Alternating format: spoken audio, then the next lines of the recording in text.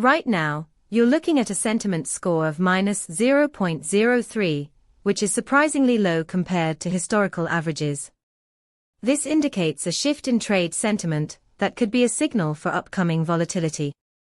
With momentum sitting at plus 0.00 and 19 semantic clusters, this data suggests that while sentiment is negative, there's a lack of strong directional price movement at the moment.